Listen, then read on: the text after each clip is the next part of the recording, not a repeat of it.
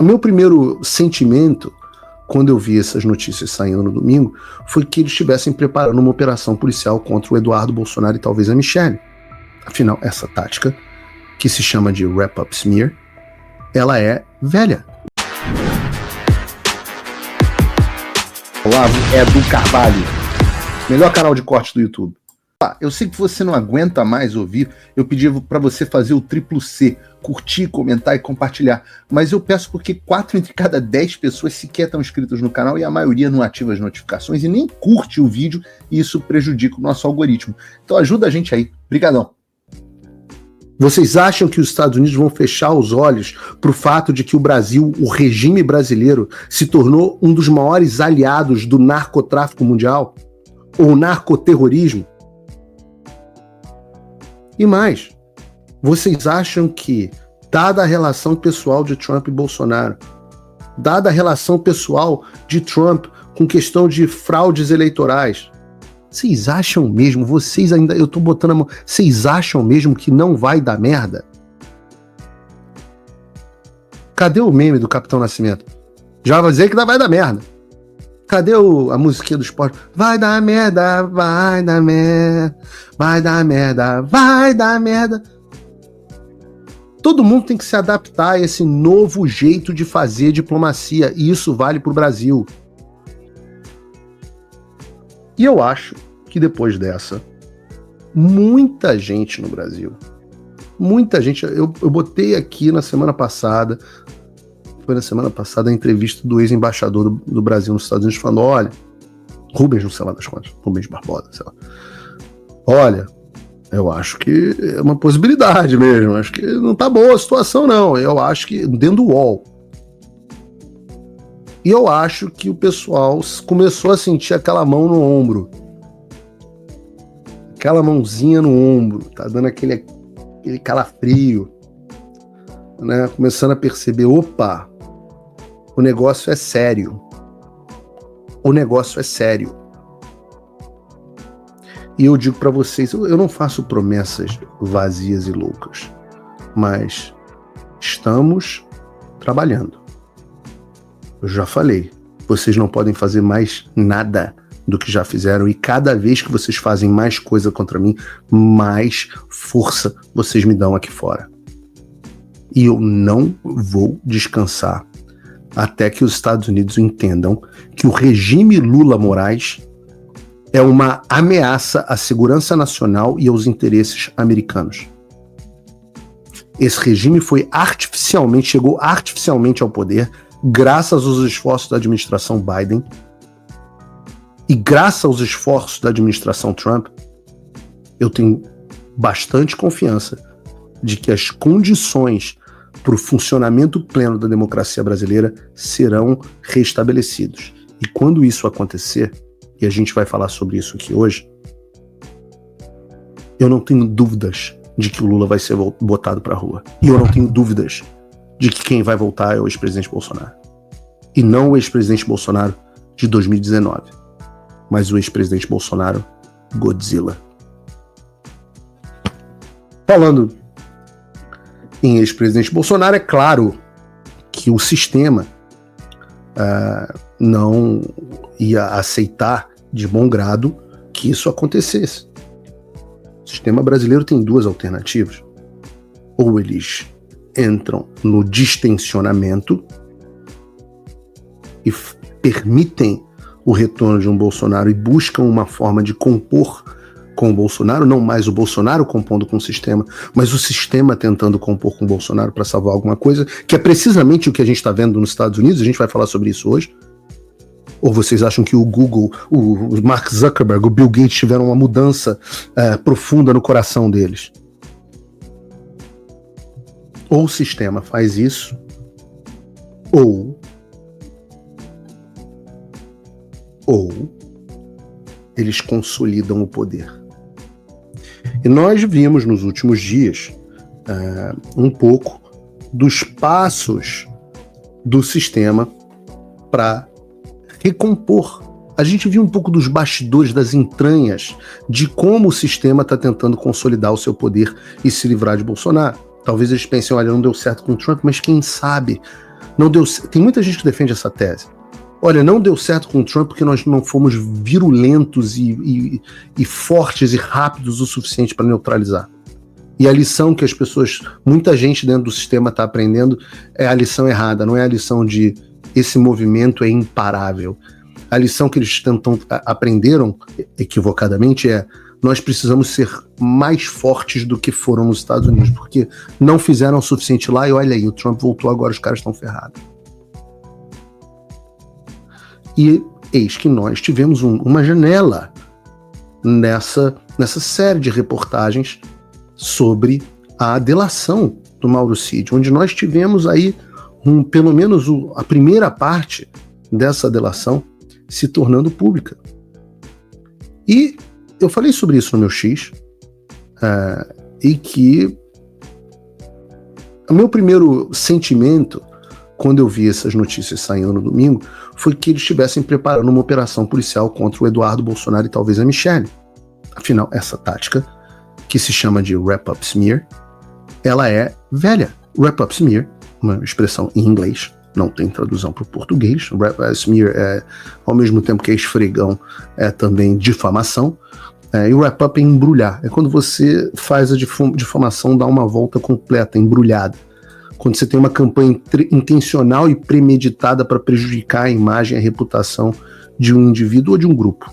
Então você inventa uma história contra uma pessoa, a imprensa começa a falar sobre ela, você usa isso para difamar e caluniar a pessoa, depois vem uma operação policial que valida aquela difamação original e as reportagens de jornal validam a operação policial.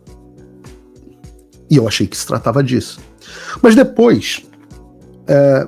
e essa ainda sem dúvida nenhuma é uma possibilidade, mas eu parei para investigar e fazer algumas reflexões.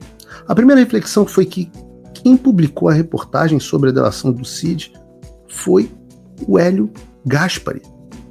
E apesar de, claro, as críticas que eu tenho ao Hélio Gaspari, ele é um jornalista muito sênior. Ele não é aquele cara da notícia do dia a dia. Ele não é o cara da coluninha de fofoca política. Ele não é a Mônica Bergamo. Ele não é o Lauro Jardim. Ele não é a Bela Megali.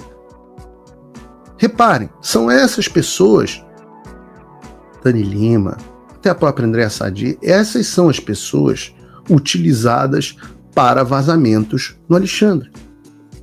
Eu não vi até hoje o Hélio Gaspari cobrir nada em relação a isso. Então é claro que eu achei estranho. E hoje em dia eu tenho o palpite informado, bem fundamentado, de que a fonte de vazamento pode ter sido outra. Não é que eu não tenho certeza que não tenha vindo do Alexandre, afinal, na Vaza Toga nós vimos o juiz Marco Antônio Vargas numa conversa explícita com o Talhaferro, dizendo, abre aspas, ele quer pegar o Eduardo Bolsonaro.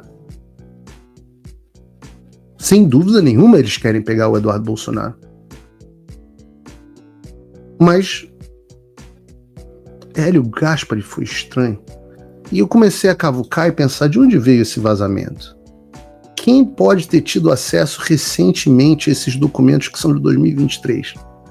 E aí, como eu disse, eu tenho um palpite informado. Eu não vou ser leviano, não vou dar ele aqui, mas a quem interessou esse vazamento?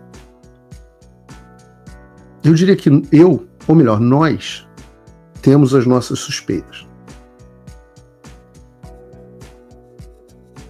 Ainda mais depois da entrevista do Andrei da Polícia Federal lá no Roda Viva. Mas qual é o contexto da delação? Isso é importante. A gente está falando de um Mauro Cid, ali naquele momento de 2023, completamente isolado, e isso é verdade. Os deputados, senadores, a direita abandonou o cara. Todo mundo abandonou o cara. E política é cruel. As pessoas abandonam mesmo quando você tá na merda. E ele tá lá nessa situação completamente sozinho. E os caras da Polícia Federal começam com a mando do Alexandre, começam a ameaçar a filha dele. Com áudio, teve um áudio da filha dele de 15 anos vazado pela imprensa. Começam a ameaçar, colocando a esposa do Cid, no caso das Macinas, o pai dele no caso das joias, os subordinados dele. E aí você tem um cara completamente abandonado, que tá vendo seus familiares ameaçados, e os seus subordinados ameaçados, que vale muito para militar, alguns presos. E eu vou dizer para você, eu sou absolutamente sincero com você, eu não vou ficar aqui criticando o cara não, porque em cima de familiares é dose, né? Você tem uma pessoa que, com familiares ameaçados e completamente abandonados pelos seus aliados, em depressão, eu não consigo dizer que eu faria diferente, não. Sendo absolutamente sincero. Então, que Deus me proteja disso. Graças a Deus, minha família está aqui nos Estados Unidos. Mas o que você tem de factual? Porque nós tivemos uma janela do que de fato o Cid falou. Até então, nós só lidávamos com o que havia saído na imprensa.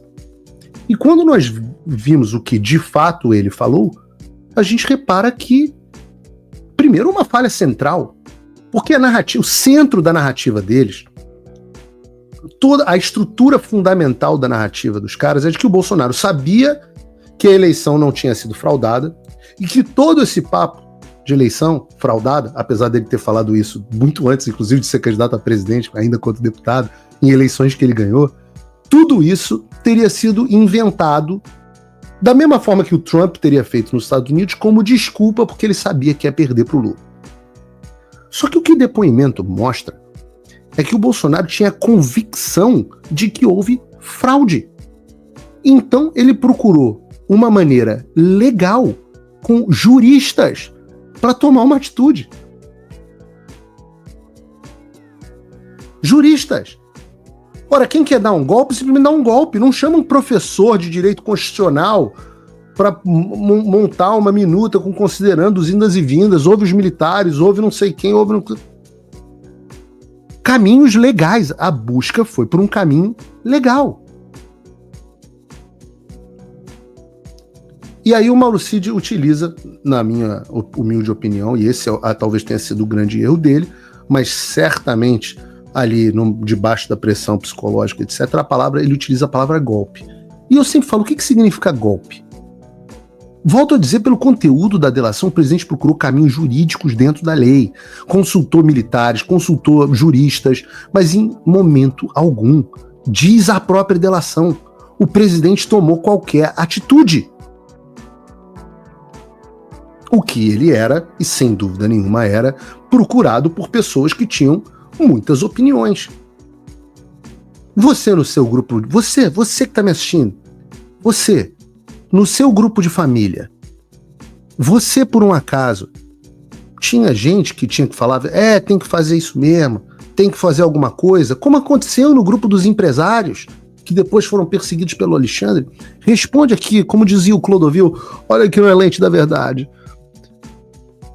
Você teve algum familiar que queria que houvesse golpe, até que matassem o Alexandre? Tinha? Olá, e eu espero que você esteja aproveitando esse vídeo. O canal Olavo do Carvalho foi criado por apoiadores do jornalismo independente, dedicados a garantir que a minha voz e a de outros não sejam silenciadas. Eles fazem um ótimo trabalho. Por isso, se inscreva no canal e curta o vídeo. Aqui você vai encontrar diversos cortes rápidos dos meus programas e de outros grandes nomes. Mas se você quiser assistir ao vivo o meu programa na íntegra, basta você acessar o meu canal e o site do Paulo Figueiredo Show. Está ao vivo todas as terças e quintas, às 3 da tarde. No meu site você também pode apoiar o meu trabalho. Todo o meu programa é financiado pelos assinantes e cada contribuição faz uma enorme diferença. Assinar é fácil e acessível. E eu ainda criei um cupom exclusivo de desconto para o Olavo do Carvalho, que oferece 20%.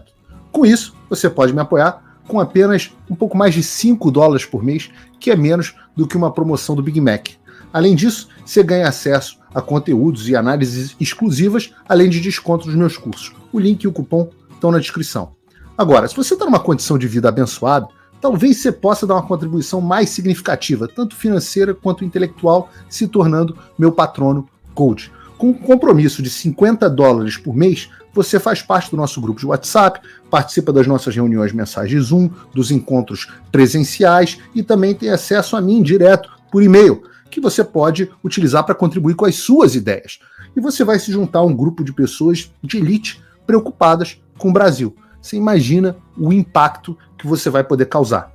Desde dezembro de 2022, eu continuo com todas as minhas redes sociais bloqueadas no Brasil, as minhas contas e meus ativos congelados, meu passaporte cancelado, tudo a mando do Alexandre sem justificativa. Então, se você tem condições e quer ajudar mais o seu país, mas não sabia como, essa é a oportunidade que você estava esperando. Junte-se a nós, faça a diferença e não me deixe sozinho. Faça o tal do triplo C. Curta, comenta, porque a integração do chat ajuda muito, e compartilhe. Você pode fazer essas 3 coisas que ajudam o algoritmo a aparecer. Mas eu não estou brincando não, pessoal. Dá uma paradinha agora de 1 segundo e clica no joinha, que às vezes sabe, a pessoa já está acostumada a ouvir isso. Não, é importante que você faça isso, porque se você não fizer, inclusive atrapalha o vídeo. Parece que o vídeo é menos relevante.